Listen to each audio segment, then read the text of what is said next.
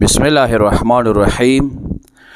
پیغمبر کریم نه و ائمه اطهار علیهم السلام نه دا روایات شته دی و د حواله سره شرار موتاکم العذاب یا شرارکم العذاب، تاسو کې هغه کسان باد خالق دي چې هغه واده واس لري خو واده نه کوي، یا تاسو قبرستانو کې زیر خاک څه خاورو کې دفن شوي دي، هغه مړي دي چې واس دی واده لرلو هغوی واده نه کولو.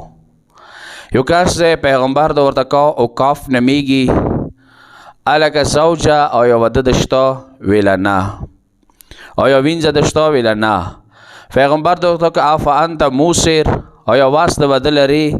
ورته کا واده واس لرم. پیغمبر د ورته کا واده وکړه که چیرې دې به وجود نه وکړه ته من المذنبین، ته هغو کسانو کې حساب یې چې هغه گویا مذنبین یعنی ګناهګار دي، یعنی هغه سړی چې هغه ګناه کوي ګناهګار دی، ته هم هغوی کې یو یې.